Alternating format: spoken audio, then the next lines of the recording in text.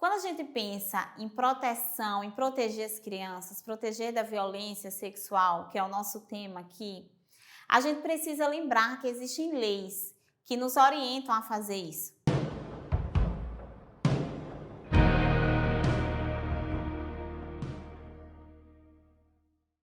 A mais conhecida de todas é o ECA, que é o Estatuto da Criança e do Adolescente.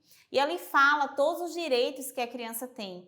A criança tem direito à alimentação, a criança tem direito à educação, a criança tem direito ao lazer. E ali também vem dizendo tudo que a criança precisa para ter um desenvolvimento saudável.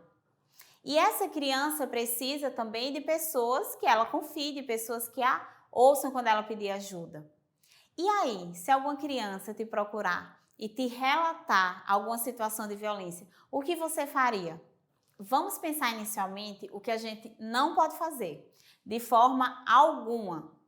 Primeiro, você não pode fazer perguntas à criança que a deixe mais constrangida. Ouça a criança com atenção. Você não precisa investigar a situação. O que ela necessita é ser ouvida e você precisa acolher essa criança. Não trate como algo que pode... Será que realmente está acontecendo?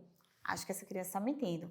Sempre, preste atenção, sempre dê crédito à voz de uma criança ou de uma pessoa que chega para você e diz: eu estou sendo vítima de violência. Você precisa dar crédito ao que a criança está falando. Você talvez seja a única pessoa que ela tenha coragem de pedir ajuda. Então, não deixe esse pedido de ajuda sem resposta. Algo muito importante de se pensar também é que você não pode expor essa criança. Então, a gente precisa tratar a criança assim também, com confidencialidade.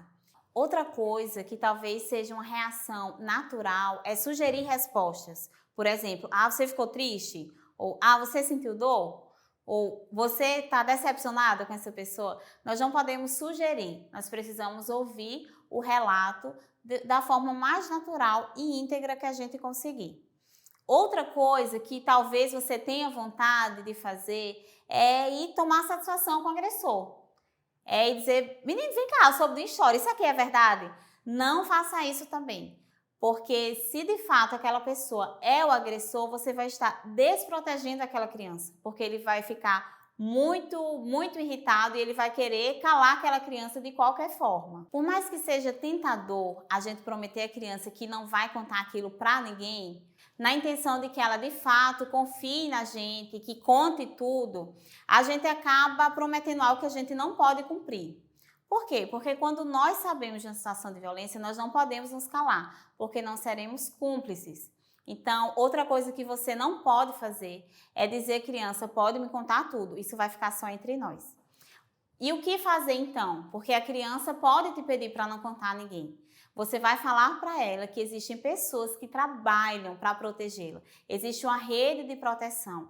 E mesmo que essa situação tenha acontecido e deixado ela triste ou deixado ela com medo, vai depender do que ela for te relatar, você vai precisar pedir ajuda a outra pessoa. E você precisa dizer isso para ela também de forma natural. Olha, existem pessoas que trabalham para que você não passe por situações assim.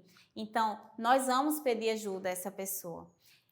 Se você acha que você tem a capacidade de estar ao lado da criança, você pode falar: eu vou estar com você. Se você acha que o assunto é pesado demais, ou que talvez você não saiba as consequências desse pedir ajuda ou dessa denúncia, também não prometa isso. Mas deixe a criança segura de que o melhor para ela é pedir ajuda, de que o melhor para ela é que essa situação pare, porque ela jamais deveria ser exposta a uma situação de violência como essa.